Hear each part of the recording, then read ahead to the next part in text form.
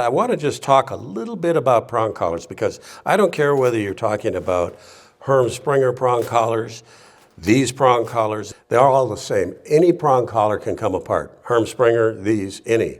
If you have a prong collar that's come apart, and it's come apart because the prongs got bent a little bit, and it can happen with any brand, all you have to do is take it with the pliers and you put the tip of the prong on the pliers and you just press it down a little bit and just bend it just a little bit. Turn it to the other side, put it down a little, put the tip on the top of the prong right in here.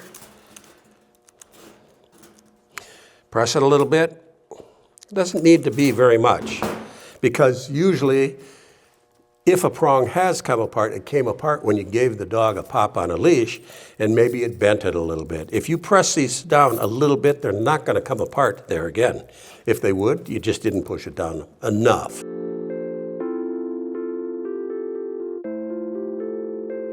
That's why we always say, if you're going to use a prong collar, make darn sure that you have a backup collar on your dog. Why? Because if a prong collar is not fit correctly and you give the dog a pop on the leash, there's a chance that that prong collar can come apart. What does that mean? It means at a point in time that you're correcting your dog, it's all of a sudden it's off leash if you don't have a backup collar on the dog. We recommend the dominant dog collars that I designed back in the 1990s. In fact, here's my leather leash from when I worked on the Sheriff's Department, and I designed this leash to have 2 snaps. This is a 30-some-year-old leash because I worked on the Sheriff's Department from 1990 to 2000, and I still use this leash. This is a dominant dog collar leash. One of the clips, the long one, would be attached to the dominant dog collar. The other, shorter one, is attached to the prong collar. And the way it works is, you got a longer leash and a shorter leash. If you give your dog a slight pop on the leash, the short one applies pressure to the dog while this one stays loose.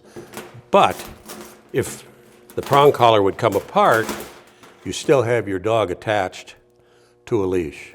That's what a prong collar leash looks like. This one happens to be a 2-handled leash, so that on the Sheriff's Department, when I had my patrol dog, he could be on a prong collar with a backup collar, and I had a short handle and a long handle that I could hold him with.